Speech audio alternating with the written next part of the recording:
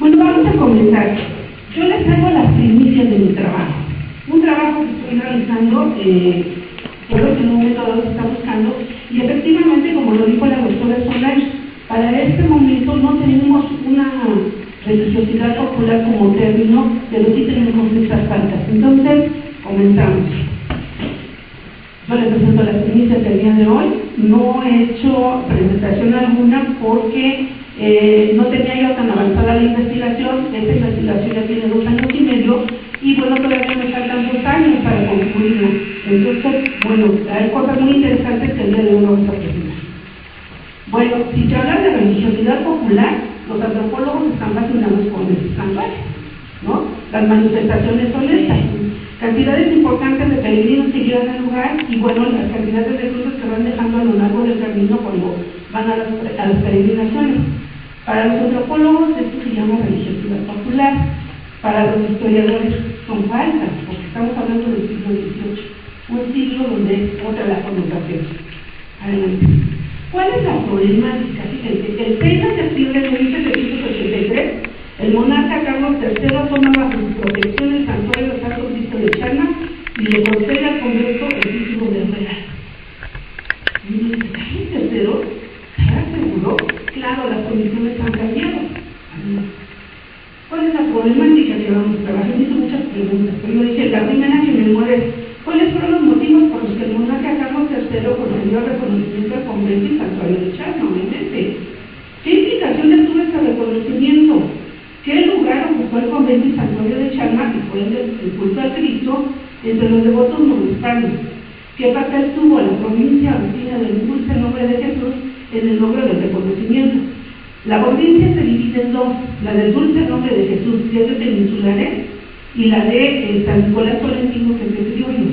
Entonces ahí hay un asunto muy interesante. Bien, estas es algunas imágenes actuales precisamente del convento y lo que sería pues el santuario, como ustedes lo conocen. Sin embargo, estas no son las condiciones que yo encuentro en los documentos. Bien. Los ubico rápidamente en el mapa del Estado de México, donde está el municipio de Marinalco, está en el sureste, ubicado precisamente en este santuario, y lo que hice es presentarles esta parte en color verde, donde muestro efectivamente una peregrinación, el recorrido de una peregrinación, donde ven ustedes, miren, el Ajusco, el valle de lo que sería Morelos, el valle de Toluca, y bueno, lo que va para Guerrero. O sea, este santuario se ubica en una región económica muy interesante, y ahorita vamos a ver por qué tan interesante. Para poder iniciar el estudio de este santuario hay 2 obras que son fundamentales. Una, escrita en 1685 y publicada en 1689, porque ahí van a decir ustedes que ya aparece en 1689, esa es la fecha de la publicación. Y la otra escrita en 1810 por Joaquín Carlos. Son interesantes por lo siguiente. La primera fue escrita por un jesuita, la segunda por un agustino. Y miren, los títulos nos revelan cosas interesantes. Descripción histórica y moral del yermo, la primera, de San Miguel de las Cuevas en el Reino de la Nueva España, e invención de la milagrosa imagen de Cristo nuestro Señor crucificado que se venera en ella. La segunda dice, relación histórica y moral de la portentosa imagen de nuestro Señor Jesucristo, gracias, crucificado, aparecida en una de las cuevas de San Miguel de Chalma. Aquí hay un asunto muy interesante. El jesuita dice que se trajo, hay 2 versiones donde dice el jesuita, que en un momento dado se trae la imagen. ¿Quién la trajo? Los frailes agustinos. Y la otra versión dice que no, que la de los ángeles. Entonces, estas 2 fuentes fueron a base precisamente para la construcción de este estudio. Bien, voy a hablar de las circunstancias. La ponencia la he dividido en 2 partes. La primera, vamos a hablar de las circunstancias que en un momento dado dieron origen precisamente a este culto y por el cual Carlos III pues mete la mano ahí en el santuario, o sea, lo reconoce. No hay, fíjense, de las cosas que yo he recorrido ahorita, solamente 2 santuarios son reconocidos precisamente por la monarquía. Uno Guadalupe y el otro Chalma. Muy interesante. Ahora que hemos estado viendo los trabajos de los antropólogos, la mayoría refiere al santuario, pero es por esta situación. La parte histórica es la que nos va a dar toda la evidencia de por qué Chalma sigue ocupando un lugar importante hasta la actualidad. Es el culto, eso creo que ya lo veré al final de la investigación, es el culto psicológico, más importante, no solo de la Nueva España, sino después de México. Y ahorita vamos a ver por qué. Bueno, comienzo por la primera, circunstancias ocurridas en el siglo XVII. Todo el mundo se queda en esta parte. El doctor Antonio Rubián se queda en esta parte. Dice que el culto surge como impacto importante precisamente de estas creencias no hispanas por esta situación, la promoción que dan los frailes taumaturgos, Fray Bartolomé de Jesús María y Fray Juan de San José. Sin embargo, esto está rebasado ya. En un trabajo previo que realizamos con la doctora Camacho, el doctor Gerardo, nos dimos cuenta que hay otras circunstancias que el doctor no consideró, entre ellas las siguientes: los milagros realizados por la imagen, la injerencia económica de los jesuitas en los territorios de los pueblos indios de Ojuelan y Malinalco, reflejado en qué, en las haciendas de Jalmolonga, y una extensión de la hacienda de Santa Lucía. Aquí dos estudios importantes. Uno que hicimos con la doctora Georgina Camacho Marielena Beltierca y otra alumna Marcela Arellano, y en un momento dado, en el otro caso, dos estudios importantes que ha sacado César Solís Camacho, un alumno de esta facultad que ha trabajado precisamente las confesiones de los jesuitas, hablando de Jalmolonga y hablando precisamente de esta presencia en Ojuelan, de la ganadería que en un momento dado los terrenos de Ojuelan se llevan ganado de ovejas. Y entonces, pues estas situaciones interesantes, y esto que tiene que ver con el culto, la arriería. Estos jesuitas tienen que mandar productos, ahorita vamos a ver varones, y los arrieros van consiguiendo toda esa religiosidad a lo largo del camino. Otro, la diferencia, los provinciales agustinos le tuvieron mucho cariño al santuario. Y esto es bien interesante porque, bueno, las concesiones que les dieron no son cualquier cosa, además de la cantidad de peregrinos que acudían al lugar y el reconocimiento de autoridades religiosas y civiles. Todos estos datos no han sido trabajados por otros autores, insisto, solo se quedan en el primero. Nosotros ya avanzamos en esto. Siguiente, por favor. Vamos rápidamente para que ustedes dimensionen de lo que estamos hablando. El yermo de Chalma. Yermo significa desierto. En el siglo XVI se considera que Chalma es un yermo y no existe como santuario. Estamos hablando de un lugar donde se van precisamente los ermitaños. Fray Bartolomé de Jesús María es un ermitaño. Vean que las condiciones de Chalma son estas. Este es el lugar original de la aparición. En el mes de julio se van a cumplir 480 años de la presencia de la imagen en la fuera. Ya los frailes agustinos estamos preparados con ellos, estamos preparando algunos eventos y ya les informaremos después. Pero vean en este momento, en esta imagen, que este es el lugar donde se aparece precisamente de acuerdo con la religión católica, que aparece la imagen, y si no, pues está la presencia. Entonces, el ambiente de Chalma se presta para esto, en cuevas. Y bueno, pues obviamente el siglo XVI, entonces estamos hablando del yermo de Chalma. Siguiente. Por favor, Rosy, ¿me puedes ayudar a leer el traje? Sí. En 1623 llegó a la ermita Bartolomé de Torres un extranjero natural de Jalapa, hijo de un español y de una indígena, que después de un revés de la fortuna había decidido entregarse a prácticas estéticas y servir a los fieles que visitaban Chalma. Pronto el ermita mestizo comenzó a adquirir fama de taumaturgo y esto aumentó la afluencia de enfermos suplicantes. El fenómeno recordaba a los antiguos chamanes y llamó la atención de los religiosos, quienes, por mano de Fray Juan de Grijalva, entonces prior de Malinalco, dieron al curandero el hábito de agustino. El hermano, Fray Bartolomé de Jesús María, como fue llamado el ermitaño, recibió algún tiempo después como ayudante a un muchacho. Este discípulo, que recibiría con el tiempo el nombre de Fray Juan de San José, se dedicó a recolectar limosnas en pueblos y ciudades y a expandir la fama de su venerable maestro. Cuando Fray Bartolomé murió en 1658 y dejó a Fray Juan de San José como sucesor, sus numerosos milagros asociados a la devoción del Santo Cristo habían convertido a Chalma en uno de los centros de peregrinación más importantes de la Nueva España. Rubial, 1997, 62, 63. Como les digo, esta es la situación, todo el mundo se queda en esa parte, como si los demás elementos no tuvieran que ver, pero nos hemos dado cuenta que no solo fue esto, o sea, si bien es cierto que hay frailes que están realizando milagros, hay toda una serie de elementos que permitieron que el culto emergiera. Siguiente, por favor.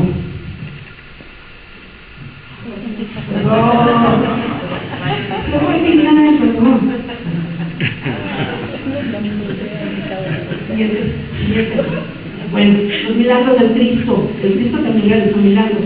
Dentro de la descripción que hace Florencia hay un milagro muy interesante. Así como ustedes ven, conocen a este ladrón tan famoso, Porfirio Cadena, el ojo de vidrio, también en este momento, para el siglo XVII, hay un famoso salteador de caminos, el príncipe del monte, le llama.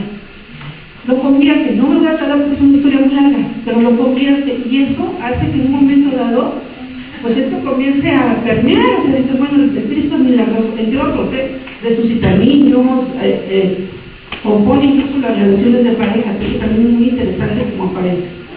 Siguiente.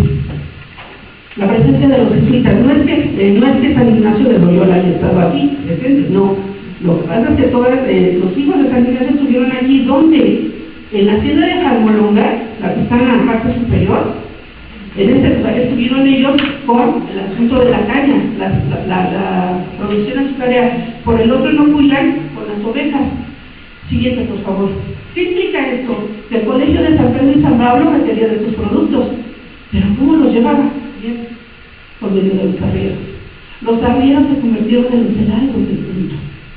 Iban y venían, y en un momento dado, miren, también estoy utilizando las imágenes, no son de la época, no estoy cometiendo un anacronismo, sino más bien quise traerlas para que ustedes tuvieran idea de más o menos cómo era la situación, pero digo, no debió haber sido diferente. Vean, por ejemplo, esta imagen, no había caminos tan precisos, no todavía la carretera era mierda, entonces los arrieros se convierten en los heraldos del culto. Ellos van a la Ciudad de México, regresan, y el gran camino que en un momento dado tienen que recorrer, pues obviamente les van contando, ¿no?, lo que está sucediendo en el santuario. Por favor. Todavía hoy en día, en los pueblos de Tapulán y toda la parte de Serrana, tienen esta danza que es muy interesante, la danza de los arrieros, que está vinculada a toda esta actividad. Siguiente. Lo otro, la diferencia de los padres agustinos. Los padres agustinos siempre le tuvieron mucho cariño. De hecho, el doctor Rubial tiene por allí a uno detectado que se llama Diego de la Cadena, que impulsa bastante fuerte el culto, incluso él hace la primera capilla. Después de estar en el yermo, de estar en la cueva, hace la primera capilla, que no es la que ustedes conocen. Eso ya es para el siglo XVIII, la construcción que ustedes conocen actualmente. 5 minutos. Adelante, Juan. Adelante. Detente la siguiente. Perdón, no regresamos. Exhortación, por favor. Doctora Gina, ayúdenme. Exhortación de Fray Bartolomé de Jesús María a los peregrinos de Chalma. Advertir, hermanos, les decía con una boca de risa, rebosando devoción y alegría, que vienen a este santuario a aprovechar sus almas y no a entretener los ojos y la vista. Y si han de excusar por amor de Dios todo género de vana curiosidad, que así sacarán provecho y buen logro del trabajo de sus romerías, aprovechándose en el espíritu. Asistan con silencio, respeto y humildad, con modestia y reverencia al Santo Cristo. Acuérdense que vienen a orar, no a vagar, a rezar, no a hablar, a compungirse, no a divertirse. Gasten el tiempo de su promesa rezando, o sus devociones, o sus obligaciones. Para nosotros el día de hoy es impensable que la gente tuviera en un momento dado que regresar. Quien iba a Chalma se quedaba al menos 12 días. ¿Por qué? Porque los que iban a hacer novenas y tenían que hacerla frente al Cristo. Eso ha de haber sido, y bueno, ahorita voy a hablar rápidamente de un documento, una romería constante. Por eso es que en un momento dado esto va creciendo, el culto va creciendo. Adelante. Además los exhortan, ¿no? Lo que decía la doctora Solange, efectivamente, no encontramos religiosidad, pero encontramos falta. Aquí hay una falta. Mientras están rezando, ¿qué hacen después? Pues se van a los alrededores. Entonces están haciendo de todo. Siguiente. Presencia de autoridades aviaris e hijas y un virrey estuvieron en Chalma. Fue una Chalma, pues pasar en el siglo XVII. ¿Qué estaba sucediendo? Siguiente. ¿Qué pasa en el siglo XVII a finales? Obviamente el culto está con una fuerte efervescencia, logra un lugar destacado. Es el culto más importante de este momento, pero hablando del culto, de los cultos físicos, los marianos son otra cosa. Pero el culto más importante para finales del siglo XVII es el culto de Chalma. Vamos rápidamente a los del XVIII, ya más para decir, ¿qué es lo que hemos encontrado del siglo XVIII? Que es aquí donde decanta la tesis más fuerte. Bueno, obviamente la posición del culto, la atención y diferencia de virreyes y arzobispos. También hay algo bien interesante aquí, ya los virreyes y arzobispos están poniendo la vista dentro de este santuario.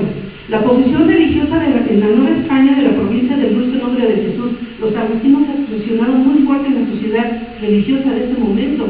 Uno no dimensiona el papel que tenían. El respaldo de personajes prominentes de la época, 19 testigos, presentan 19 testigos de los más connotados cuando tienen que pedirle a Carlos III que por favor lo ponga bajo su protección. Son 19 y ahorita a ver si nos da tiempo de verlo. Y la atención final, Carlos, del último, la atención de los Borbones a la figura de Jesús. Esta es una hipótesis que tengo que comprobar. Me parece que los Habsburgo en un momento dado le dan importancia a María, la Inmaculada Concepción. Pero los Borbones se dan cuenta de esta situación y dicen, hemos dejado a Cristo, hemos dejado a Jesús. Volvamos a Jesús y Chalma les queda como anillo al dedo. Porque dicen, si ya está aquí en un santuario que es Guadalupe, ya está con toda la importancia y lo hemos reconocido, nos falta un Cristo, nos falta regresar a este asunto de Jesús. Chalma.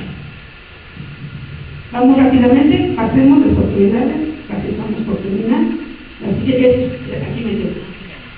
En el Archivo General de la Nación hay un documento de casi 100 hojas donde está precisamente este título siguiente: testigos en el informe realizado por Juan Francisco de Velasco, escribano real y receptor, a solicitud de don Francisco Javier Gamboa del Consejo de su Majestad y su oidor en la Real Audiencia de la Nueva España, en virtud de la petición de la provincia del Dulce Nombre de Jesús, los religiosos agustinos, para que el rey Carlos III tome bajo su protección el santuario del Santo Cristo de Chalma, concediéndose aquel convento a título de rey. Bien, rápidamente nada más vamos a ver quiénes son. El tesorero de la Santa Iglesia Catedral Metropolitana, el canónico decano de la insignia real colegiata del santuario de Guadalupe. ¿Quién son los testigos? El prebendando electo de esta Santa Catedral Metropolitana, el señor Conde de Santiago, el marqués de Prado Alegre, el rector de la Real y Pontificia Universidad, el regidor perpetuo y decano de esta nobilísima ciudad, el prior del convento de San Sebastián de Carmelitas, el provincial de la Sagrada Provincia del Santo Evangelio, el conde de la Torre de Costillo, el canónigo magistral y archipresbítero de la insignia real colegiata de Guadalupe. Siguiente. El cura más antiguo del Sagrario, el rector de la Real y Pontificia Universidad, el capitán de una de las compañías del regimiento, el cónsul, el real privativo del Tribunal del Consulado, el abogado de la Real Audiencia de la Nueva España, el regidor honorario y alcalde ordinario, el contador, ordenador del Real Tribunal y Audiencia de Cuentas, y finalmente el predicador de la Sagrada Provincia de San Diego de esta Nueva España. Y a la siguiente, todavía se dan el lujo de decir, no tenemos otros más. Juan Francisco de Velasco, escribano real y receptor, expreso que sin embargo de que sería crecido el número de testigos que pudiera producir, le parece bastante por ahora el que tiene producidos, y siempre que se previniera o fuera necesario, presentaría otros. Pues había otros que podían testiguar. Estaban solicitando la raíz. Pero todo esto de cartas, si se dan cuenta, en un proceso de larga duración, que comienza en el siglo XVI, se sigue en el XVII, logra este lugar, y en el siglo XVIII, insisto, por todas estas situaciones, lo que hacen los Borbones es decir, efectivamente necesitamos un lugar, es el lugar de Chalma. Y por tanto, lo voy a poner bajo mi disposición. Ahí está, con eso cerramos casi. Ahí están los Borbones, ahí está la figura de Jesús, ahí está nuestro Cristo de Chalma, y con esto continuamos.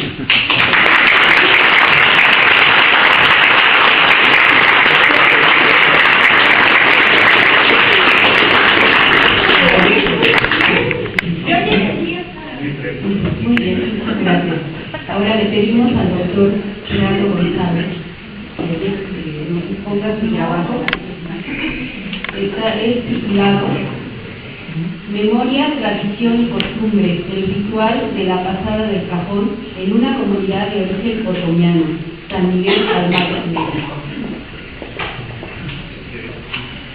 Bueno, así voy a tratar de emular a la doctora. Digno estudiante de una humilde servidora.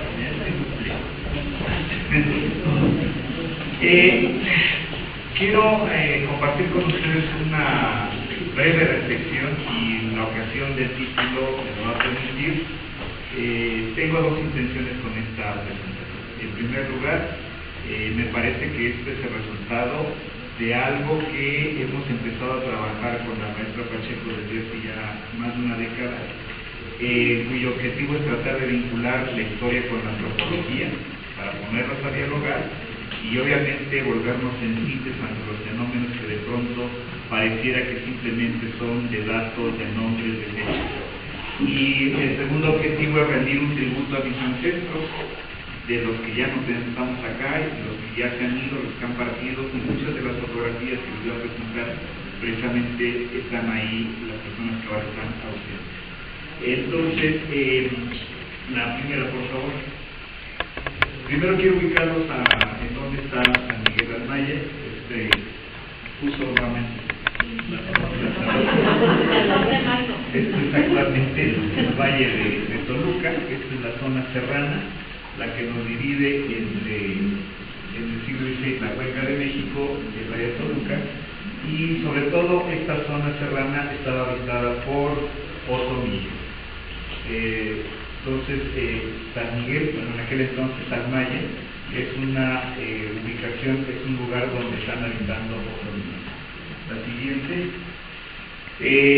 la historia está por construirse, la historia de este lugar, y los poquitos datos que tenemos, básicamente en términos documentales, serían dos evidencias testimoniales concretas de cómo se fue forjando este lugar.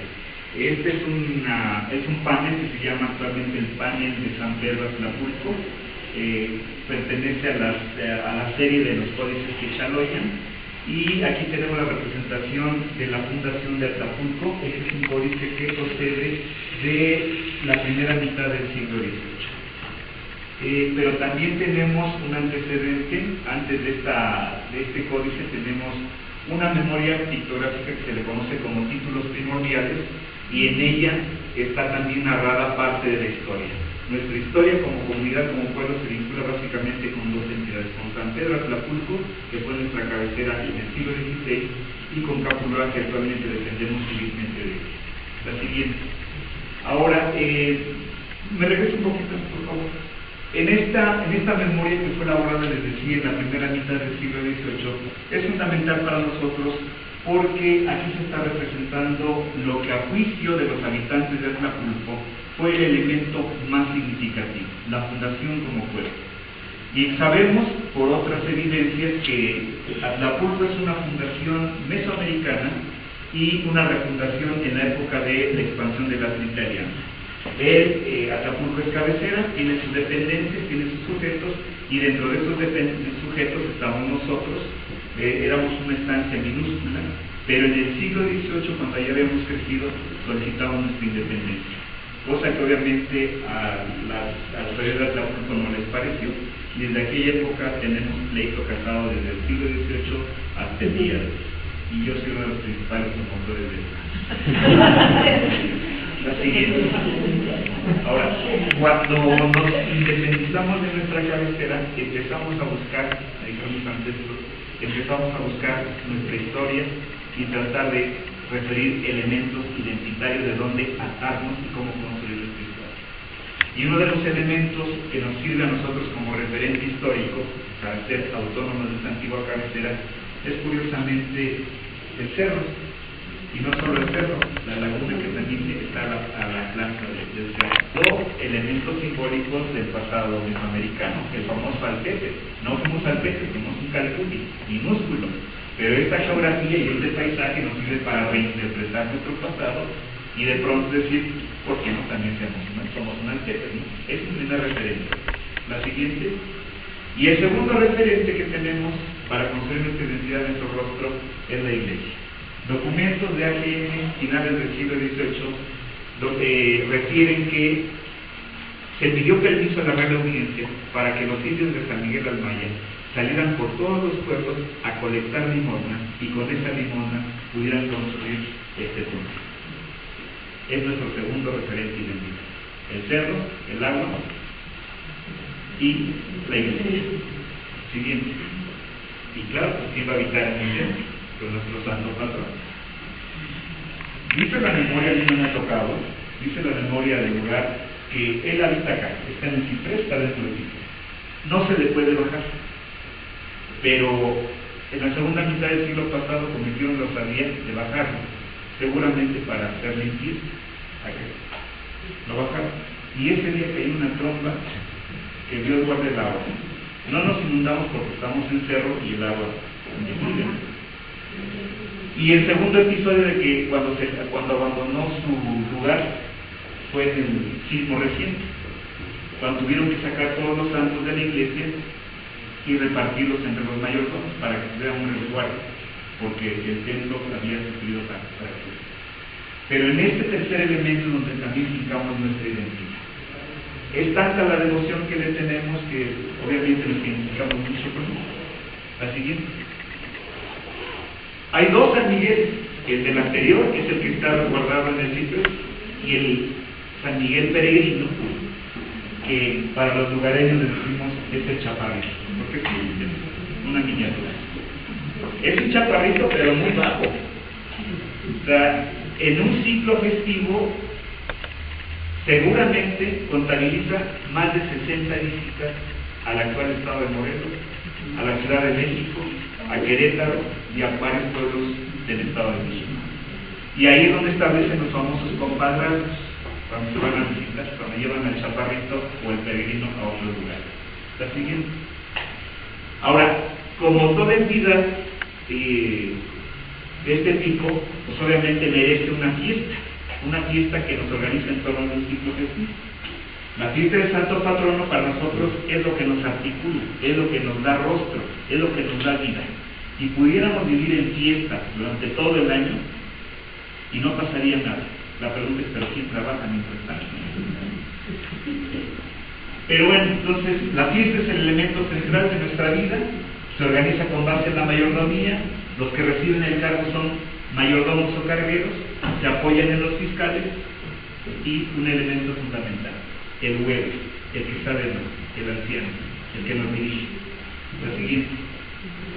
Voy a hablar ahora del ciclo del cargo. ¿Vieron cómo transité de la figura del santo patrono a la celebración de una fiesta? Y para hacer una fiesta necesitamos, obviamente, la organización anterior. El ciclo del cargo básicamente tiene estas 5 etapas. La solicitud de ser mayordomo, que difícilmente hoy quiere alguien ser mayordomo, y más bien es un nombramiento a fuerza. Los preparativos para la fiesta, el recibimiento del nombramiento, el desempeño durante un año y la entrega del cargo. He colocado en negro estas 2 etapas porque son las sobre las que les voy a hablar: el recibimiento del cargo y la entrega. La siguiente.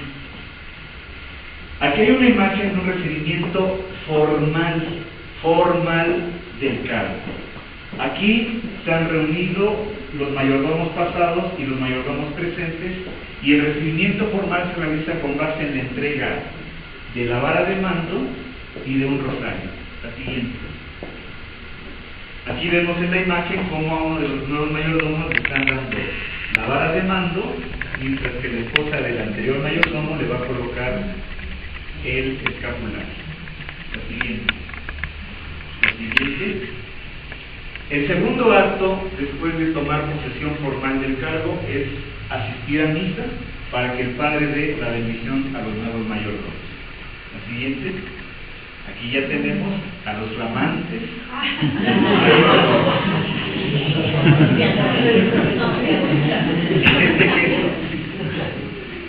Y los estudiantes de historia seguramente sabrán que este gesto es de autoridad y que este gesto lo tenemos representado en varios folios. Y de pronto ahí van los alcaldes paseándose por la calle con su vara de mando. Ellos son los que gobiernan. La siguiente. La foto grupal obligada, y por primera vez aparece el huevo, el que dirige. En él se concentran los saberes. Él sabe el protocolo, él sabe en qué momento empieza un ritual, en qué momento concluye esa ritual. La siguiente. Después de que se ha escuchado misa, hay que salir por la calle. Los acompañantes llevan las cañas, él siempre nos va a dirigir, y hay que hacer una visita obligada por todas las calles del pueblo, con la intención de que los habitantes conozcan a sus nuevas autoridades. Y ahí vamos la mano, con la vara de mano. Somos las nuevas autoridades. La siguiente. Como en la época virreinal la fiesta culminaba en comilona, esta no es la excepción. Después de que se ha hecho el recorrido por todo el pueblo, se tienen que concentrar, en este caso, en el auditorio, aquí es la recepción de los nuevos mayordomos. Notarán que la mayoría de mayordomos llevan la vara de mando y solamente 2 de ellos llevan cirio. La siguiente. Para entrar al lugar donde se ha hecho la fiesta, es necesario hacer un baile. Y un elemento que también nos identifica es el pulque. Entonces hay que bailar con la bota llena de pulque, lo siguiente. Y claro, después de que hemos bailado, pues a disfrutar los alimentos. Aquí estamos ya concentrados en tomar los alimentos que nos ofrecen los mayordomos anteriores. La siguiente. Y ahora un dato curioso.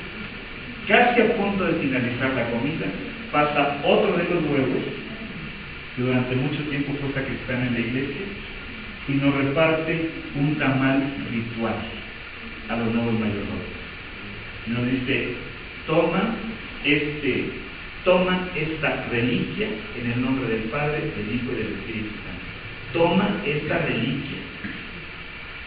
La pregunta obligada es, ¿por qué dicen que un tamal es reliquia? Bueno, esto nos viene dado desde la época del contacto en el hispano. El tamal es ritual. Tamales de Xoneclí, tamales de ceniza, que se hacían en la época de los guanechos. La siguiente, otra imagen donde el huevo va a repartir los tamales rituales. Y como no los hemos cansado de bailar y de comer, nuevamente a bailar. La siguiente. Aquí está concentrada la imagen del chaparrito, están todas las varas de mando y están todas las ofrendas que los cargueros le han hecho.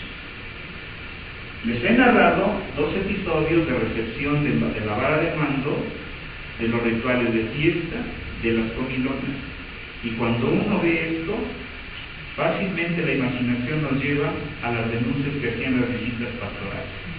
Estos indios se pasan la mayor parte de su vida en comilonas, comitonas y beberejos. Los borbones dijeron, sí, pero de manera moderada, por favor, que no sea tan vistoso ni notable. ¿Qué ocurrió? Hay algo extraño en esto. A pesar de todas las prohibiciones, no importa lo que diga el papel, la siguiente. Ya para despedir esa fiesta de recepción aproximadamente de 7 de la noche, vamos saliendo, la siguiente. Nos entregan las varas de mando, los cirios, la siguiente. Y San Miguel Chaparrito va nuevamente encabezando la procesión para ir a repartir a cada uno de los mayordomos a su casa. Esto es época virreinal. De verdad, los documentos nos describen a profusión. Cuando uno ve esto, dice, esto era lo que justamente registraban en el siglo XX. La siguiente. Ahí va.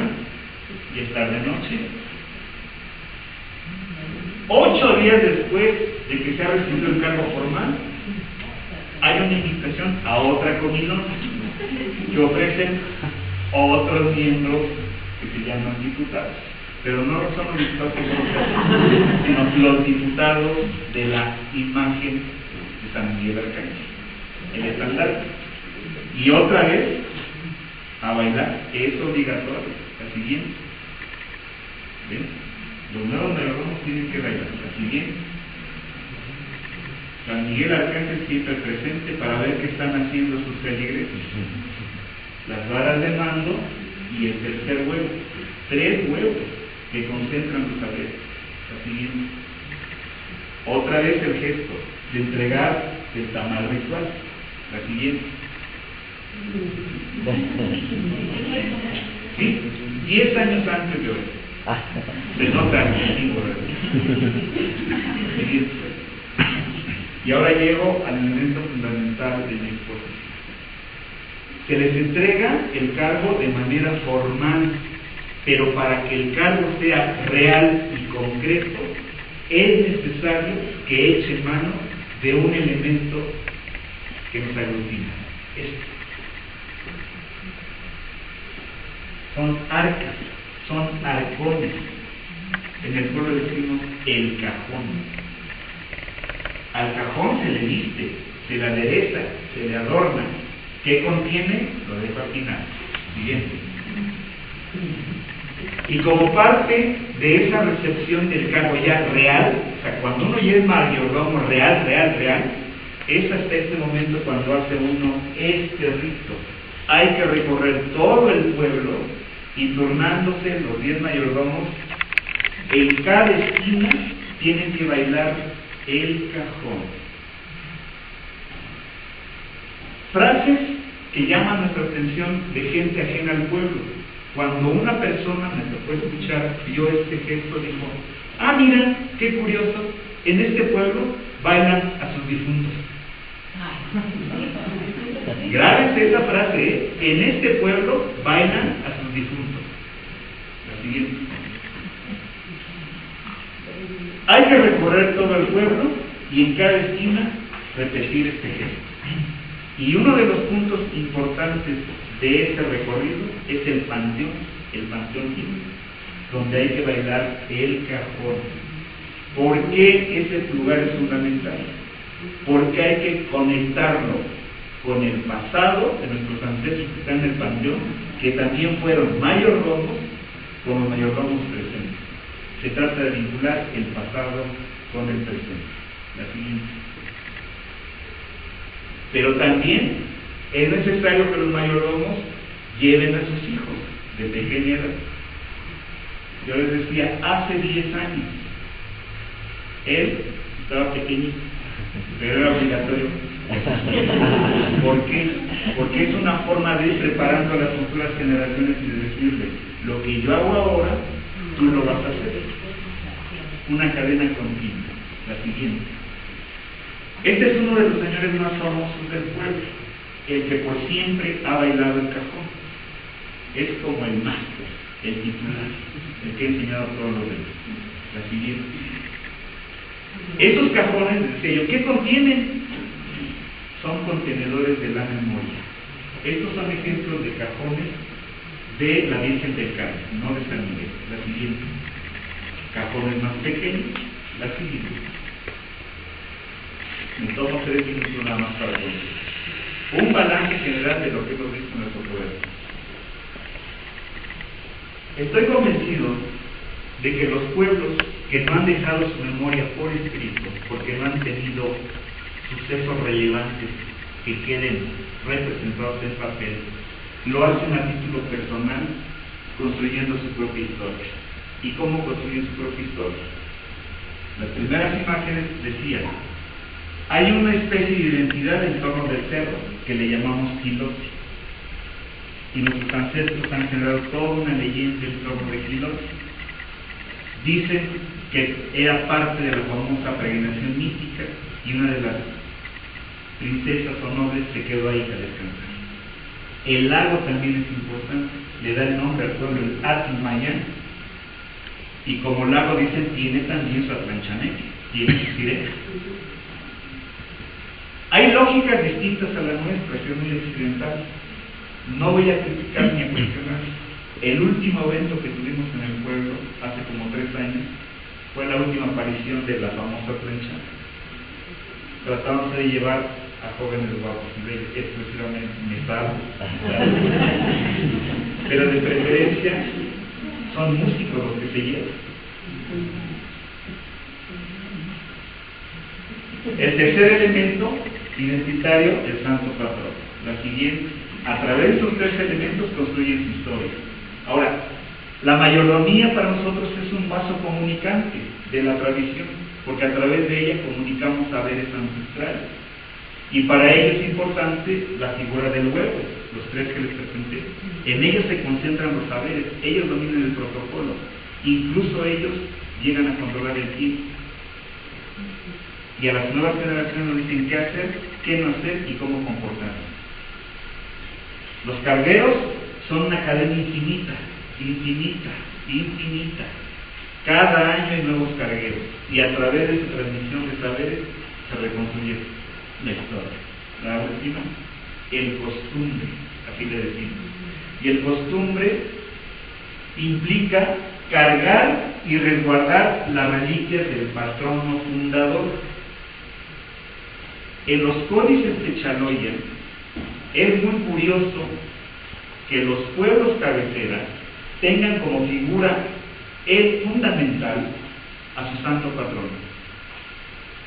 Me parece que este recurso es lo que nos obliga a decir, no sabemos cuándo fuimos fundados, pero la fundación se verificó cuando llegó el santo patrono al pueblo.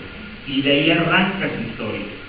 De tal suerte que entonces la misión que tienen las generaciones en cada momento es cargar y resguardar las reliquias del patrono fundador. Ahora sí les puedo decir qué contiene esos cajones. La ropa del santo patrono.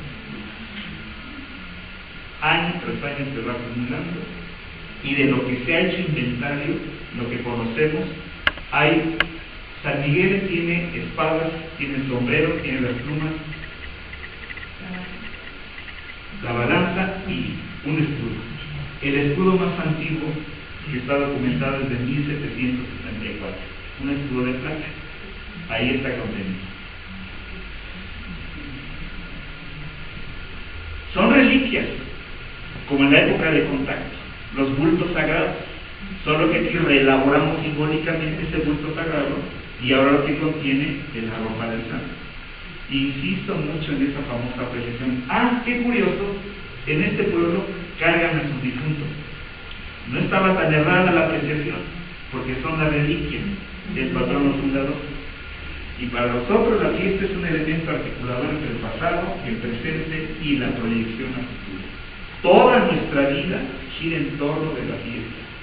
Y las personas que no son de ese lugar nos hacen burla, dicen, para ustedes, los de Almaya, lo único que tienen es la fiesta, y se desfilan por la fiesta, y llega la fiesta, la fiesta, ¿y qué ropa vas a estrenar?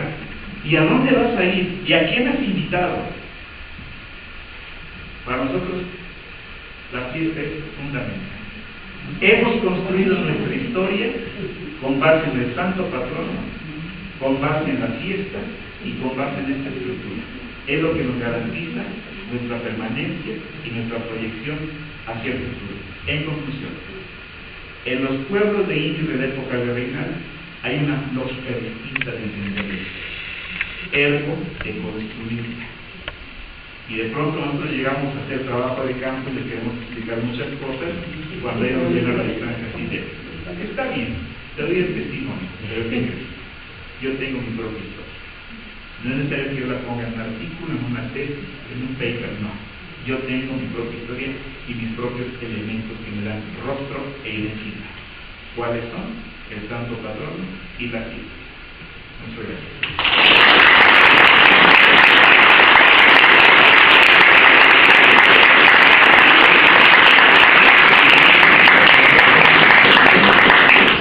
Muchas gracias. Nuestras ponencias nos acercan a lo que somos y creo que es muy importante. Ahora vamos a darle la palabra al maestro Antonio de Jesús en devoción de ente o devoción popular, la veneración al Señor del Huerto de Atlacomulco en el siglo XIX. Bueno, antes que nada, darles la bienvenida a todos ustedes, agradecerle a los organizadores por considerarme. Y bueno, como ya lo decía la doctora Gloria Pedrero, en esta ocasión pienso hablarles de una devoción que es característica, que es emblemática para Tlajomulco hasta el día de hoy. Por supuesto, me queda claro que buena parte de ustedes, si no es que todos, ubican al pueblo de Tlajomulco, saben muy bien que es el pueblo de donde nació Enrique Peña Nieto, y por supuesto decirles que esta imagen es notable a tal punto que, bueno, entre sus milagros se ha dicho que le otorgó la presidencia a Enrique Peña Nieto. Eso es lo que quiero dejar claro. Bueno, siguiente, por favor. ¿Qué es lo que me propongo realizar en los próximos minutos? Pues básicamente dos objetivos. Dado que el día de hoy, y bueno, desde ayer nos hemos convocado antropólogos, teólogos, historiadores y bueno, especialistas en el arte para discutir el concepto de religiosidad popular, a mí me interesa compartir con ustedes algunas reflexiones propiamente sobre este concepto, lo popular, que se aplica al fenómeno religioso y que por supuesto también se aplica para designar otras realidades, de tal suerte que se habla de cultura popular, literatura popular, arte popular y por supuesto religiosidad popular. Y en un segundo momento, hasta donde el tiempo me lo permita, partir de este andamiaje teórico, pues para acercarnos a la devoción popular que se fue configurando en torno al Señor del Huerto durante el siglo XIX. Siguiente, por favor. Bueno, empezando con la parte teórica, inicio con esta interrogante, lo popular, obra del pueblo.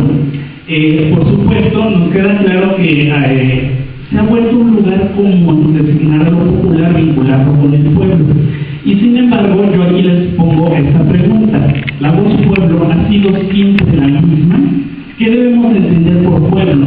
Y bueno, acudiendo a lo que nos dice Coromina, que es todo un filólogo, todo un especialista, pues nos da tres acepciones de cómo ha ido cambiando este concepto.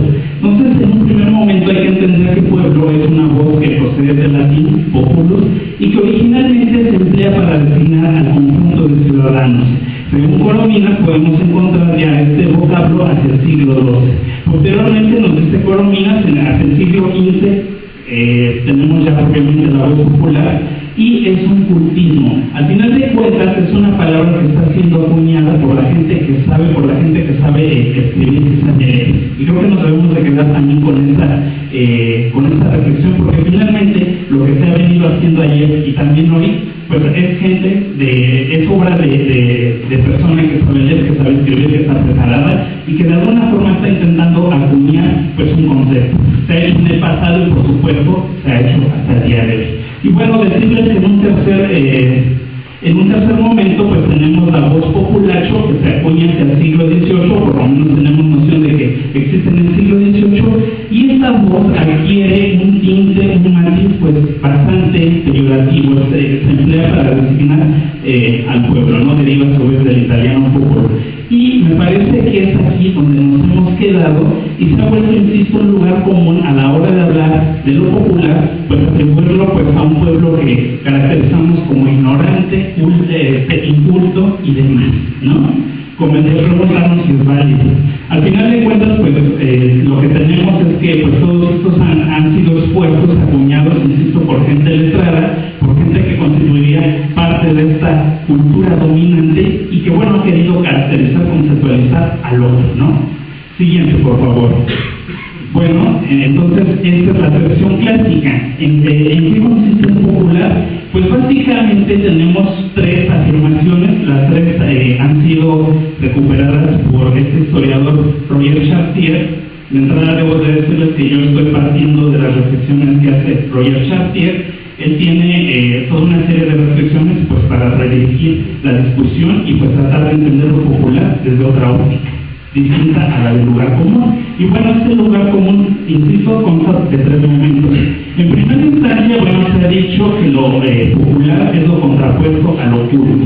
Es decir, que tenemos un concepto que ha sido acuñado por exclusión. Segundo momento, se ha dicho que este concepto es acuñado por la gente de la cultura dominante, insisto, la cultura letrada. Y en un tercer momento, se ha dicho que lo popular corresponde a las producciones hechas por el pueblo.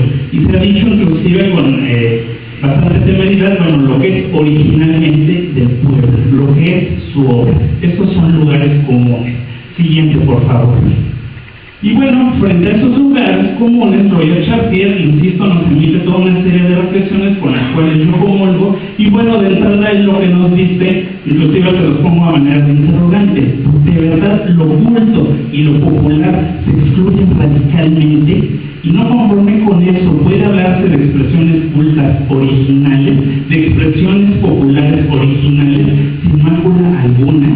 Solamente para compartir un ejemplo, me gusta siempre traer a colación este texto famoso de La Gran Matanza de los Gatos, de Robert Lanson. Si han tenido la oportunidad de leer concretamente el capítulo que le dedica a los cuentos de Mamá Oca, recordarán que Dalton nos dice que todos estos cuentos que se han atribuido a Ferrau y que se dice que los leía la gente aristocrática y demás, en sus orígenes son cuentos que están siendo narrados, que están siendo contados por campesinos de origen alemán, de origen francés. Entonces, lo que hacen, pues la cultura dominante es recuperar estos cuentos, pulirlos, y ahora sí, bueno, que se conviertan en motivo de lectura por parte de las culturas dominantes. Si uno no sabe estos procesos, uno pensaría que esta literatura es de la alta cultura. Sin embargo, pues bueno, lo que aquí tenemos es en realidad la alta cultura y lo popular. En una sección clásica, pues, digamos, hay circulaciones fluidas entre una y otra. No hay expresiones netamente originales. Siguiente, por favor. Bueno, lo que les decía, Roger Chartier nos dice que hay circulaciones fluidas, hay fronteras nebulosas entre la alta cultura y lo popular. Por supuesto, en la medida en la que hay una relación dialéctica entre uno y otra esfera, podemos decir que hay esfuerzos pedagógicos por parte de la llamada cultura dominante, y que sin embargo también hay un margen de maniobra de interpretación por parte de la llamada cultura dominadora. Entonces, bueno, lo popular, después de darnos toda esta serie de reflexiones, Chartier concluye que lo popular hay que entenderlo como lo que es objeto de apropiación o consumo de la mayoría, porque finalmente tienen todo un repertorio común, todo un repertorio compartido. Y por supuesto, lo popular no tiene nada que ver con cualquier criterio de carácter socioeconómico que se quiera aplicar. Al final de cuentas, insisto, hay elementos que son comunes a la población. Siguiente, por favor. Y bueno, aquí tenemos un claro ejemplo, ya entrando en materia de culto al Señor del Huerto. Buena parte de mi exposición se fundamenta en toda una serie de exvotos o retablos votivos, que finalmente es el vocablo con el cual se le identifica también a estas piezas generadas durante la época novohispana, siglo XIX, siglo XX. Y bueno, este retablo es bastante significativo porque nos habla de un caso de un sujeto, bueno, no tenemos el nombre, fue elaborado en 1857, y sabemos que este hombre de pronto enferma, recae, y bueno, se encomienda al Señor del Huerto, le solicita que le restablezca su salud, y bueno, es interesante ver el tono en el que lo realiza. Él dice, bueno, si no me restableces mi salud, voy a cambiar de religión. Entonces, nótese el margen de maniobra interpretativo que tiene lo popular, y que sin embargo pues no se desliga de la religión dominante. Siguiente, por favor. Para concluir con la parte teórica, y este es en realidad un pequeño aporte de mi parte, he de decirles que he tratado de buscar una solución terminológica para entender lo popular desde otro lugar al tradicionalmente aceptado. Entonces, por un lado, tenemos que en su acepción clásica lo popular se ha entendido como lo que es obra del pueblo. Yo propongo que más bien se lo entienda como lo que goza de popularidad. Y entonces ahí cambia el sentido del popular. Dejemos entonces la acepción clásica, quedémonos con esta, que es la que se acerca más a lo que nos dice Chartier. Lo popular es aquello que pertenece a las mayorías. Insisto, independientemente de su formación, de su preparación y demás. Siguiente, por favor. Y bueno, el título en realidad es bastante engañoso, como ustedes pueden darse cuenta. Intento poner a discusión si este culto en torno al Señor del Huerto es una devoción de élite o es una devoción popular. Les digo que es mero pretexto para confrontar la acepción clásica que diferencia tajantemente lo oculto de lo popular, y en realidad lo que yo sostengo es esto que están viendo aquí. Si en sus orígenes la devoción al Señor del Huerto se antoja un proceso promovido por la élite local, como ahorita vamos a ver, pronto la devoción se populariza, es decir, se vuelve de dominio común. Siguiente, por favor.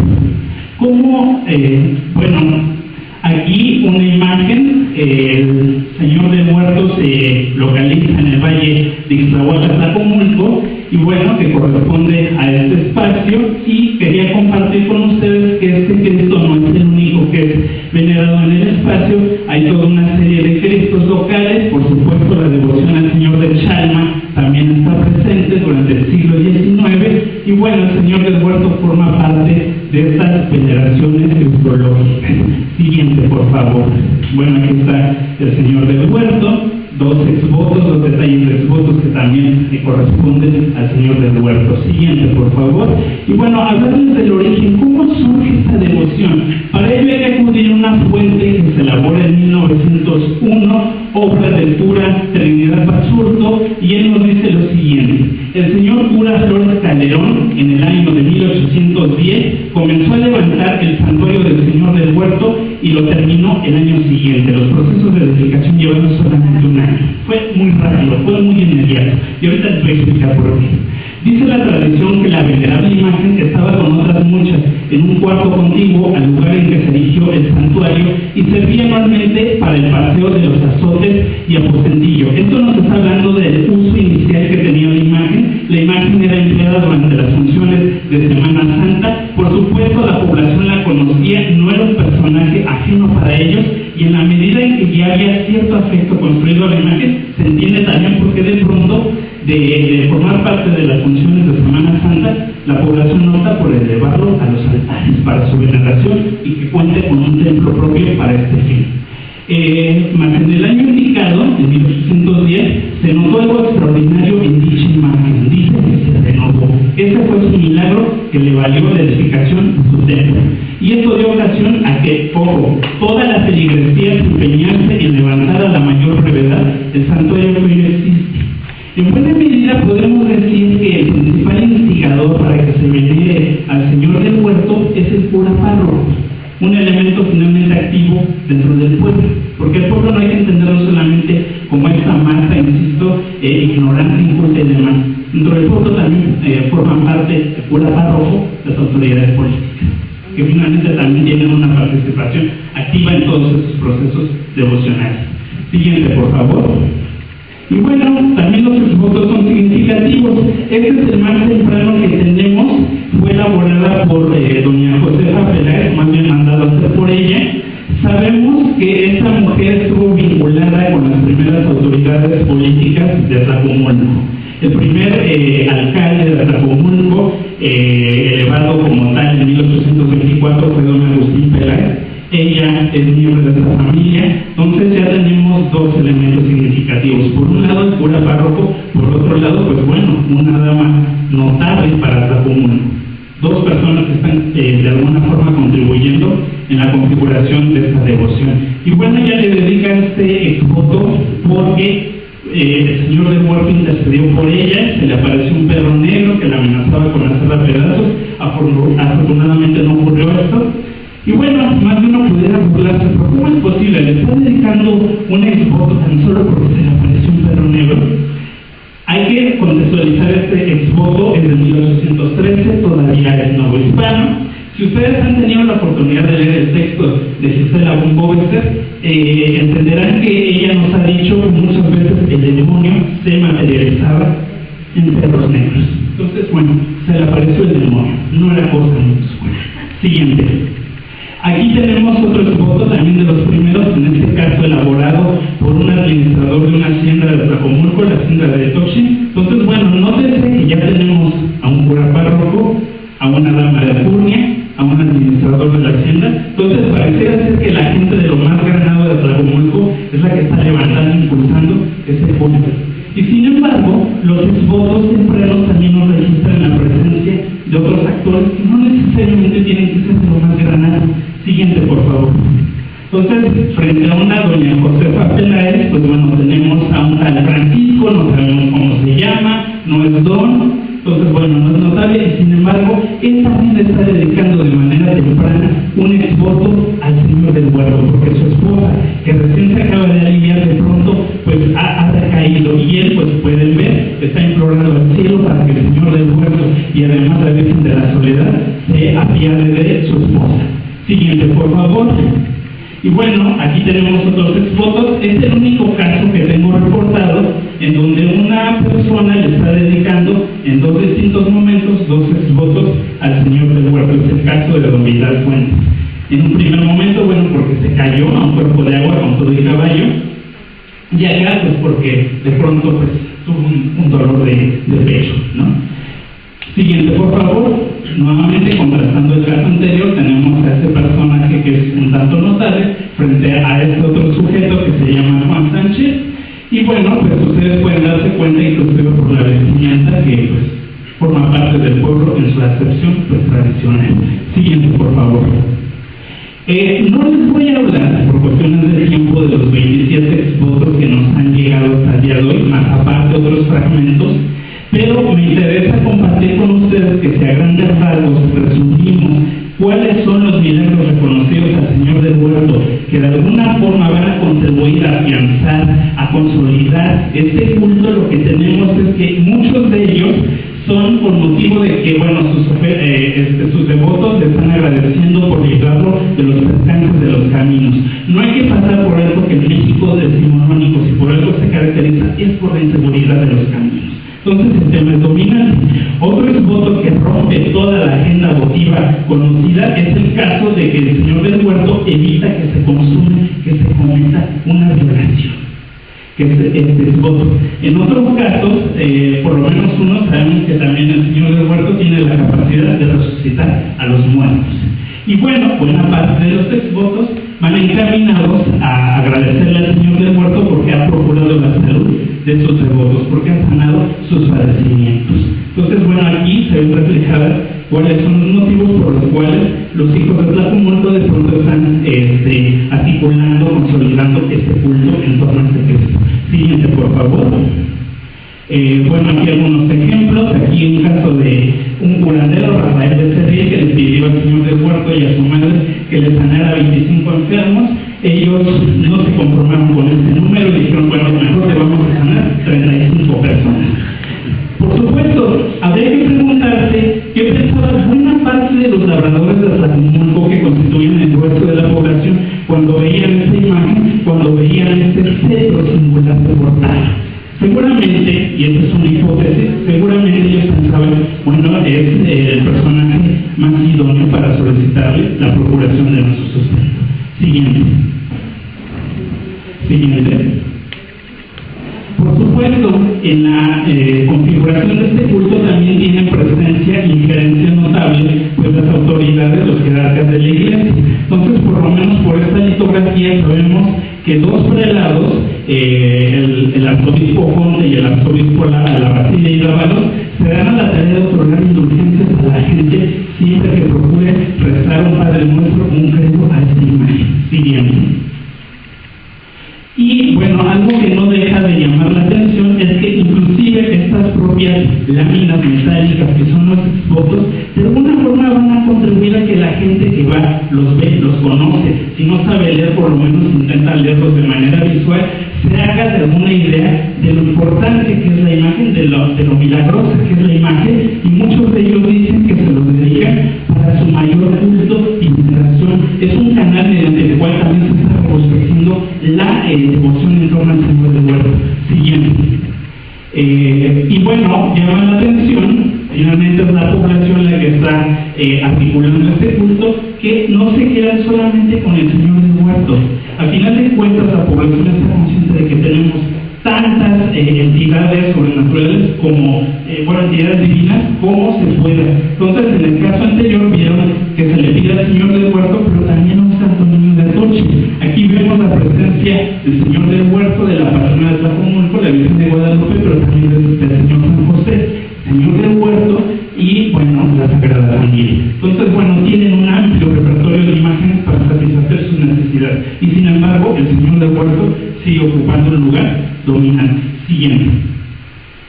Y bueno, decirles, ya que estamos hablando de esta relación entre la alta cultura y lo popular, que los estudiosos han dicho que el retablo originalmente es una manifestación de la aristocracia, y sin embargo, ello no implica que en un momento dado también pase el dominio de las masas, sin que esto no quiera decir que, bueno, las clases poderosas no dejen de interesarse en él. Es lo popular, están participando de él tanto el pueblo como las clases poderosas. Ahora bien, decirles que también los estudiosos han dicho que esta mal llamada manifestación de arte popular o artesanía también inclusive serviría de inspiración a los grandes pintores. Entonces vemos una relación nuevamente entre lo popular en su acepción tradicional y la alta cultura. Siguiente. Y bueno, para concluir, solamente decirles que en el caso del templo dedicado al Señor del Huerto, como les había dicho, se edifica en 1810, entre 1810 y 1811, y para 1836, y esto lo sabemos por un robo que se comete en el templo, sabemos que la población lo denomina como el santuario del Señor del Huerto. La población no tiene todavía el reconocimiento de la iglesia, y va a ser bastante tardío. Siguiente. Este es el santuario. Como pueden ver por este documento, sabemos que hasta 1946, cuando ya no se puede hacer nada más que confirmar lo que de sobra ya es de todos conocido, la iglesia decide elevar, ratificar, oficializar al templo como un santuario. Para ese momento ya había transcurrido más de un siglo cuando la población lo identificaba como el santuario, porque al final de cuentas es la población la que construye, la que aprueba o la que rechaza devociones. Muchas gracias.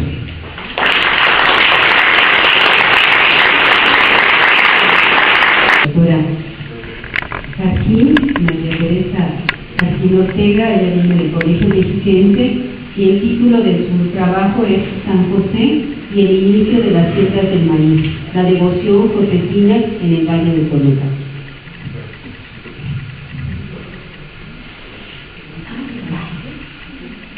Muchas gracias.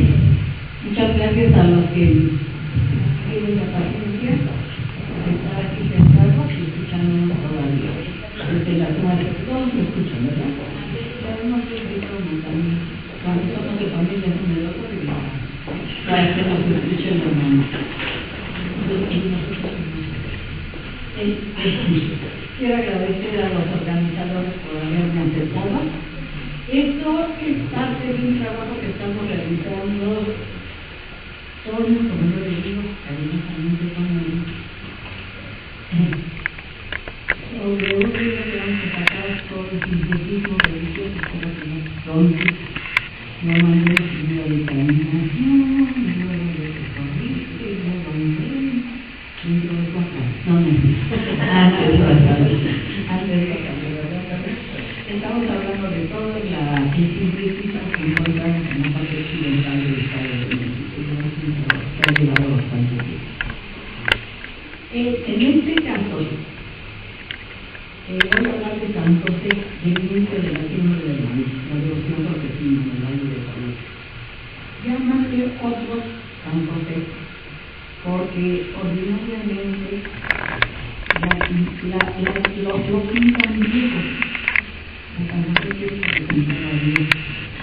Y con estos nombres disimula y conserva el antiguo nombre con que llamando al pueblo europeo, que quiere decir viejo. O sea, al principio, si ustedes ven las pinturas de la media, es un viejo, pues no es normal. Así que no, las muchachas obvias no le hagan novelas a San José. Pero bueno, no sé qué cosa es. La presente ponencia tiene como objeto revisar la relación que existe entre San José y el sitio agrícola del maíz en las poblaciones occidentales del actual Estado de México, particularmente entre las comunidades rurales que integran la región, las cuales hasta el día de hoy vinculan al Padre expulsativo de Jesucristo con el canónico del sitio agrícola. Al respecto, sabemos que la población agraria, luego de haber realizado la bendición de la simiente el 2 de febrero, inicia la siembra del maíz el 19 de mayo, día señalado por la Iglesia Católica para festejar a San José de la Mesa. En este tenor, en la siguiente línea, pretendemos destacar las funciones agrícolas con las cuales cumple San José en el crecimiento del maíz, así como los posibles orígenes del papel asignado al santo en el ámbito agrario. Remontándonos para ello al periodo de contacto indo-hispano, lapso en el cual se introduce el culto del santo y tiempo en el que San José adquirió ambiente agrícola, más que ambiente, atributos agrícolas. El proceso sería obra de los indios. Asimismo, para entender la importancia que tendría el santo en la naciente religiosidad católica del centro de la Nueva España, donde se ubica nuestro espacio de Dios.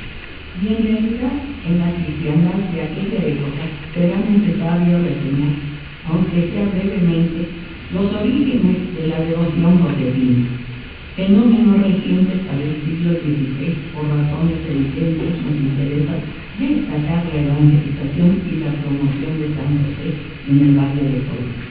Finalmente, voy a cerrar esta línea con una revisión oportuna de las labores agrarias que hasta hoy desempeña San José entre las poblaciones campesinas del occidente del Estado de México, así como la concepción que se tiene para este santo, alejado de los cánones escritos por la Iglesia. Como veremos, el santo tiene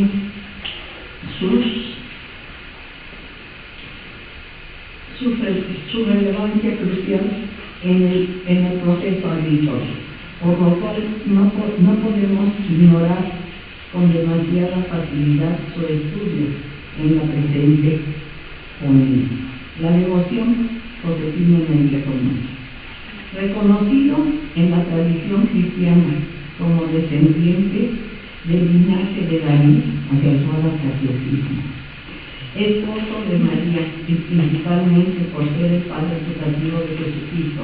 Deberíamos suponer que el futuro San José cobraría una importancia inusitada al tiempo que el cristianismo se extendía y afianzaba en la Europa medieval.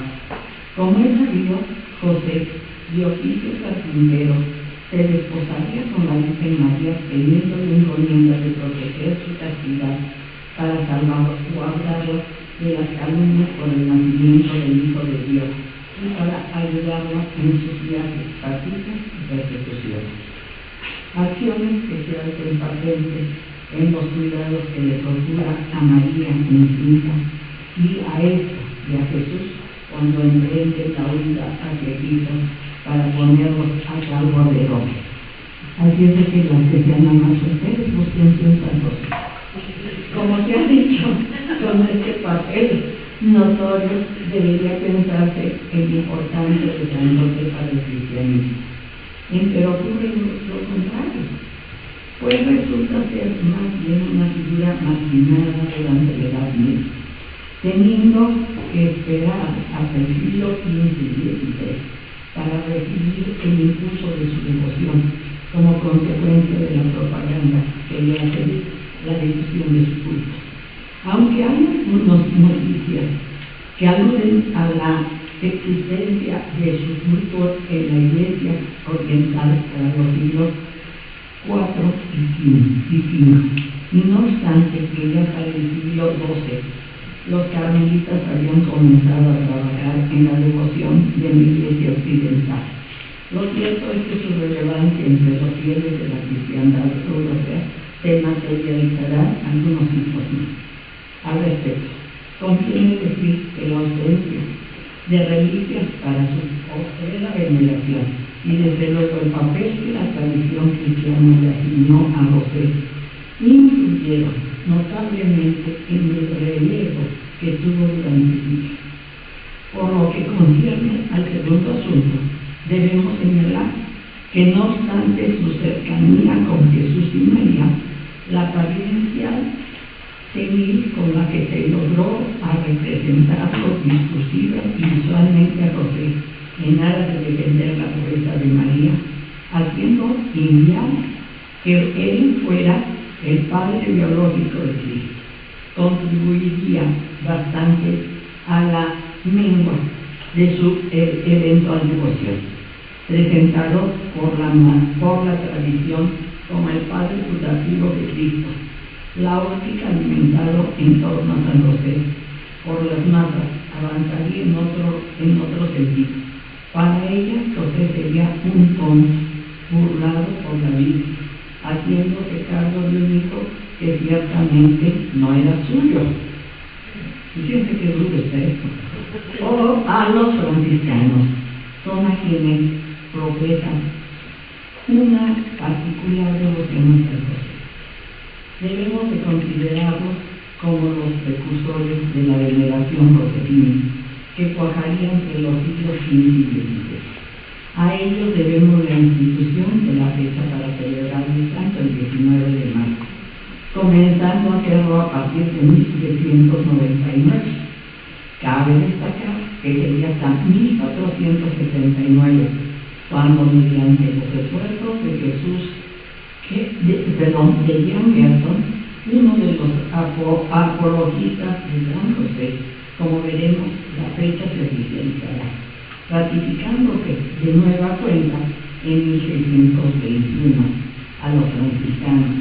También se debe a la elevación de San José como patrono del Flandes en 1523. Avanzado el tiempo, el despunte del culto josefino se veía favorable con la obra de los apologistas Jan Gerson y Isidoro de Solano y Bernardino de la Vega, quienes se darían la tarea de darle realce a la figura de San José, misma que sería rejuvenecida. Y en este temor hay que enfatizar que particularmente la Josefina de Bernardino de la Vega, quien por cierto era franciscano, que se perdió influencia en el mundo hispano.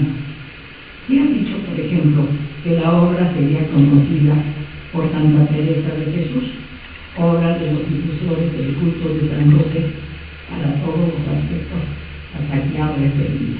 Incluso Teresa de Jesús, cuando funda su primer casa de retiro, le llama San José. Sirvan estas breves antecedentes para destacar el despunte que la figura josefina estaba alcanzando para cuando acaeció la irrupción hispana en América durante el siglo XVI, concretamente en lo que sería el virreinato de la Nueva España. Pero no solo para rematar el despunte, sino también para subrayar el cambio del papel que hasta en este momento haya venido arrastrando consigo.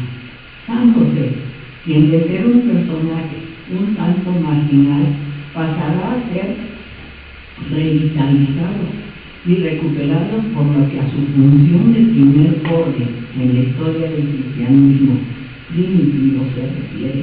Él será el padre putativo de Jesús, un santo varón lozano vinculado con los primeros tiempos del cristianismo.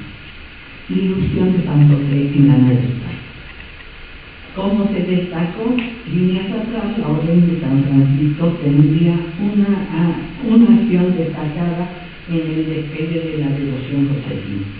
Proclamado patrón de poblaciones inicialmente como iniciativa suya, caso de Flandes, a los franciscanos se debería la fecha de su celebración, y no conforme con esto, uno de sus miembros, Bernardino de Laredo, sería autor de una de las obras tendientes a realzar la figura del santo, misma que hasta donde nos hemos podido informar llegaría a circular en la Nueva España, concretamente en su parte meridional. Debemos de recordar que a la conquista armada de la Nueva España sucede el proceso de evangelización de los indios, alentando su conversión al cristianismo. En este empresa fueron los franciscanos quienes se involucraron de manera temprana desde los primeros años de la colonización hispana, diseminándose por la Nueva España, particularmente por el centro. Devotos de San José, el santo no deja de figurar en la empresa evangelizadora emprendida por la Orden de San Francisco de Asís, a tal punto que si Santiago llegó a convertirse en el patrón de la conquista militar de lo que hoy se denomina Mesoamérica, San José lo fue de la evangelización de la Nueva España. Los franciscanos lo tomarían por especial patrón para la conversión de los indios. En este sentido, es pertinente señalar que en 1523 se erigió una capilla en honor de San José en Tlaltenango, Cuernavaca, la cual sería fundada por el mismo Hernán Cortés, y entre 1525 y 1529 Fray Pedro Legán, que era primo de Carlos V, haciéndose eco de la devoción josefina de la que participaban sus hermanos franciscanos del otro lado del Atlántico, llegarían a fundar la capilla de San José de los Mazucos, en la Ciudad de México. Está enfrente de donde está el tambor de los azulejos, exactamente. Ahí estaba, ya no está, ya desapareció, ahí está. Por los datos apuntados, es evidente que San José desempeñaría un papel crucial en el proyecto evangelizador franciscano y en el discurso simbólico dirigido a los neófitos de la Nueva España, a quienes se habría presentado a José como un modelo de santidad, varón justo, virtuoso, trabajador y protector de la Virgen María de Jesús. Por otro lado, no solamente los franciscanos se darían la tarea de promover el culto josefino en la Nueva España, sino también el clero secular. Y en este sentido es interesante encontrar que ya en 1555, el primer concilio provincial mexicano, celebrado en la capital novohispana, tomaría cartas en el asunto, mandando guardar la fiesta de San José entre la población novohispana. No conforme con esto, lo proclamaron abogado y patrón de la Nueva España, especialmente abogado e intercesor contra las tempestades, truenos, rayos, piedras, con que esta tierra es muy molestada. Llama la atención a posteridad que se le asignó al santo, pues como puede notarse, el concilio lo elevó como custodio de la población novohispana ante los siniestros meteorológicos presentes en el reino.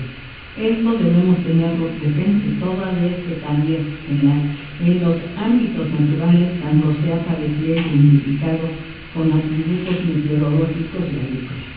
No solo eso, el concilio provincial consideraría a San José como la fiesta de precepto para el arzobispado de México, es decir, con carácter obligatorio a observarse entre la población del virreinato, aunque el concilio exceptuaría de esta prescripción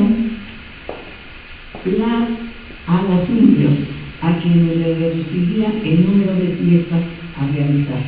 Lo cierto es que el mismo concilio se empeñaría en afirmar que el santo contaba con la veneración lo mismo entre los indios que españoles, y podría ser, pues, el influjo franciscano que pudo haber redundado en esta singular apreciación denunciada por el concilio de 1555. Cabe destacar el patronazgo josefino sobre la Nueva España habría de ser ratificado en 1585 por el tercer concilio provincial mexicano, añadiendo que su festejo debía hacerse con nostalgia. El culto a San José se mantendría avanzar el tiempo en el virreinato por la iniciativa que en los años siguientes procedería de la autoridad regia o de la silla apostólica para afianzar el culto al Padre putativo de Jesús, contaría con el entusiasmo de una Nueva España que desde el siglo XVI ya lo había tomado como su patrón. Así en 1621 el Papa Gregorio V 15 declararía a San José como fiesta de precepto para el orden católico, mientras que en 1678 Carlos II haría exactamente lo mismo para la monarquía hispana. No obstante, sería por poco tiempo, pues habría de revocarlo por el conflicto de intereses que sucedió toda vez que Santiago Apóstol ya era el patrón de la España. Así San José va a llegar a ser el patrono de Toluca. No se celebraba como fiesta popular, debo de decir. Nada más se hacía la misa y una ceremonia muy religiosa. Ahora yo sé que el que lo está impulsando es el señor presidente, y pues tenemos a Lupita D'Alessio y a otros para celebrarlo. Así que asistan, por favor. Muchas gracias.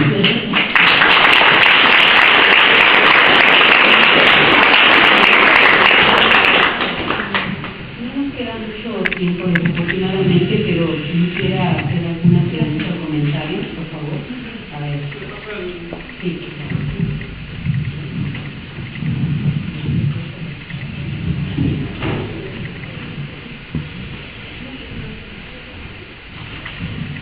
Pues yo sé que no tenemos mucho tiempo, pero yo creo que voy a empezar a las preguntas.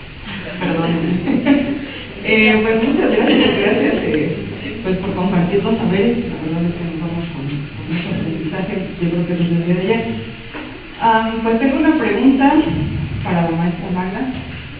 Usted ha identificado en el estudio que ha hecho, remitiéndonos o regresando a este concepto tradicional de popular, si pues este culto a Cristo en Chalma es una cuestión popular o es una cuestión de él.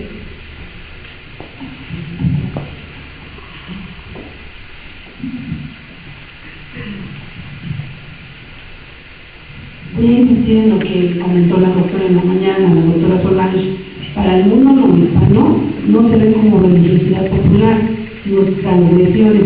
Por eso aquella lectura que me hizo favor de leer la doctora Georgina es fundamental. ¿Recuerdan lo que decían? Vienen a este lugar a orar, no a parlar, no a hacer otras cosas, pero nunca requiere este asunto, sino más bien están haciendo una infracción, una falta, ¿no? Se supone que están 10 días, o 12 días, o 15 días. Ir al Chalma en ese momento no es cualquier cosa, no es de élite. Yo creo que aquí, o sea, la investigación todavía tiene mucho por darnos, estoy en los inicios, más o menos, estamos en los inicios, pero en un momento dado no es de élite, sino lo que está en la monarquía, creo que reconoce esto. O sea, la Nueva España y todo el orbe que en un momento dado están gobernando está más cargado a la Virgen María. Y veamos ahí, ¿no? Tenemos Remedios, tenemos Guadalupe, tenemos Ocotlán, tenemos alguna serie de santuarios muy importantes, los lagos, ¿no? El Zapopan, pero si se dan cuenta, el único crítico es Jesús. Y en ese sentido, reconocer también el papel que juega la provincia agustina, porque los agustinos en ese sentido perseleran. También tienen pleitos casados ahí con la otra provincia de San Nicolás Tolentino, y ahí, muchachos, faltan estudios, porque si bien es cierto que yo no le he entrado a esta provincia, tengo mis indicios que nos pueden decir que el Señor de las Maravillas es como la parte contraria, es más bien nos ponen como a luchar en un momento dado los agustinos. Del otro lado tienen a su Señor de las Maravillas y la provincia del dulce nombre de Jesús tenemos a Chalma. Sin embargo, uno está reconocido por el rey, el otro habría que entrar en el estudio. Yo no sé si lo han hecho ahí en la Nicolaita, ¿no? En Michoacán, pero no es de élite, que más bien están tratando de llegar otra vez a recordar que Jesús está antes que la Virgen María. Salvó a su madre, todo el mundo la quiere, pero el objetivo de la religión es por el hijo de Dios, ¿no? Entonces, creo que por ahí va teniendo la investigación, pero no es de élite. Pues preguntarle también al maestro Toño, que ya después de la exposición de la maestra Magda, y viendo que esta devoción del Cristo del Recuerdo es del siglo XIX, pero es muy temprano, ¿no? O sea, los primeros años del siglo XIX. ¿consideras que es como dentro de esa misma línea que buscan los Borbones de resucitar esas cuestiones críticas o cristológicas para la Nueva España? No, en realidad esta devoción, como yo lo puntualicé, es más bien un fenómeno local. Digo, no hay un reconocimiento oficial temprano por parte de un alto jerarca de corte político, de corte religioso, es más bien un fenómeno local. Y sin embargo, como yo les explicaba, el hecho de que aparentemente arraigue de manera tan inmediata, tan pronta, pues se debe que está cargando a fuerza ya una devoción que podemos situar, fechar en la época novohispana, con el asunto de que forma parte de estas funciones de Semana Santa. Es decir, ya cuando se le eleva al altar no es un Cristo desconocido, es un Cristo que de sobra conoce la población, y de ahí que el templo pues prácticamente les demore tan solo un año para levantarlo.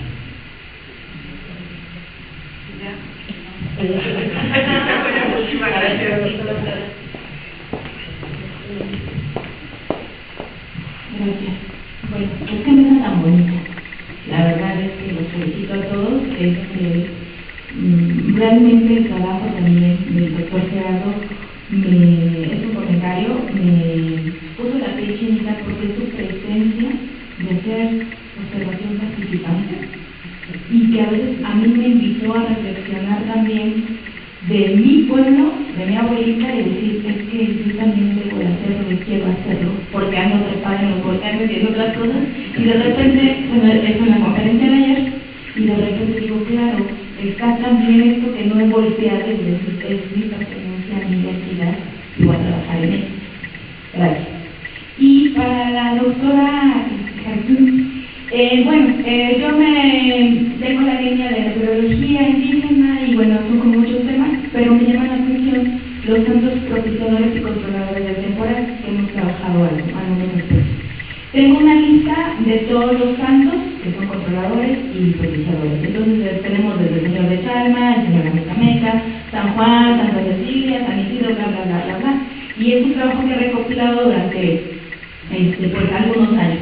No tengo a San José, error mío, y ahorita que usted lo pone, y dije, bueno, lo voy a agregar a esta lista, es fundamental. Mi pregunta solo es, obviamente supongo si hay trabajo etnográfico actual que saquen a San José para pedir la lluvia en vísperas de mayo, o no hay, ya no hay como ese proceso de la relación en la actualidad. Incluso Torluca, yo no recuerdo, ahora le están dando mucha importancia a San José como presidente, ¿no? Pero realmente Toluca, la celebración popular de Toluca era la Virgen del Carmen. Era cuando se hacía ahí donde está el convento de los carmelitas, a un costado, porque ahí era donde se hacía la gran fiesta de la Virgen del Carmen. Y en ese espacio que ahora está el Cosmovisual y por eso, era donde se ponía el mercado. Entonces, como soy del siglo pasado, de mitad del siglo pasado, ya estoy en el quinto texto, dice mi hermano, y ya pronto llegaré al séptimo, al quinto texto, 10, 20, 30, 40 años. Entonces, ahí a un lado se ponía el mercado. ¿Por qué? Porque van a venir muchos, pero muchos judíos para acá, para Toluca. Y por eso el mercado se ponía el viernes para que la tarde se pudieran pedir para ver. Y las mujeres se podían tapar, se les sacó, se hacía aire, entonces siempre hablamos con el poquito. Pero a San José no se debe hacer nunca. Eso San José es como, es un santo muy especial, muy especial. Gracias. Gracias.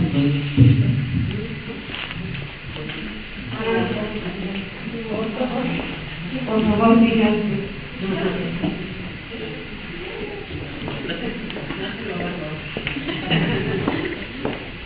Bueno, mi comentario es para el maestro Toño. Antes que nada, felicitarlo por su trabajo y bueno, el comentario va en torno a la propuesta de concepto, ¿no?, de lo popular. Considero que quizá bueno, que como lo propone, quizá se queda un poco corto, ¿no? En cuanto a la definición, digamos que de lo popular como lo que goza de popularidad, ya que dentro de tu exposición me queda más claro, yo creo que es el mayor aporte, ¿no? Y que es donde como que lo debes conjuntar, porque por lo que entendí, de acuerdo a tu trabajo, lo popular es y en torno a los retablos, lo popular es aquella expresión tanto tangible, bueno, material, como lo tangible, ¿no? Que es la fe, y que es capaz de trastocar sensibilidades y devociones en un amplio sector, ¿no? Independientemente del género, a lo que se dedica, de las clases sociales, ¿no? Entonces, bueno, va en torno a esto, ¿no? Que quizás puedas extender más con estos aportes que nos ha dado tu propio concepto, ¿no? Más allá de expresarlo como aquello que goza de popularidad.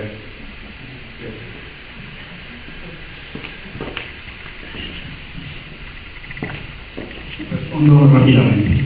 En realidad, si te das cuenta, yo recupero a Chartier, buena parte de las reflexiones iniciales son de Chartier, y básicamente lo que Chartier nos dice para entender lo popular es que lo entendamos no como aquello que es obra necesariamente del pueblo, sino como aquello que corresponde a las mayorías. Yo, como les decía, mi aporte prácticamente que va en la misma tónica, en la misma línea de corte terminológico, que entendamos lo popular no como lo que es obra del pueblo, sino como lo que goza de popularidad, que de alguna forma se asocia, insisto, con esta noción de lo que corresponde a las mayorías. Y bueno, la intención de poner el caso era justamente para hacer ese contraste, ¿no? Ofrecerle algunas reflexiones de carácter teórico y posteriormente, bueno, hacer el contraste que se advirtiera pues dónde está justamente lo popular. Pero bueno, como tú bien lo has dicho, siempre es necesario tratar de ahondar y profundizar en este asunto. Gracias. Hay un libro muy famoso de hace muchos años ya, no hablo de cosas más de Pedro Carrasco, El catolicismo popular mexicano, que de una forma muy sencilla también explica algunas cosas. Se lo recomiendo, es un libro chiquito. Y muy bien, bueno, Pedro Carrasco era muy bueno. Bueno, pues creo que damos fin a esta mesa, pero antes vamos a entregar los reconocimientos a nuestros participantes, como a la doctora Teresa Jarquín Ortega,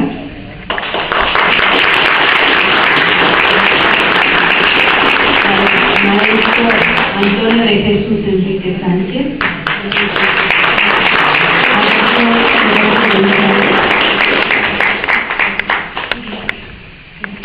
a la maestra Magdalena Pacheco,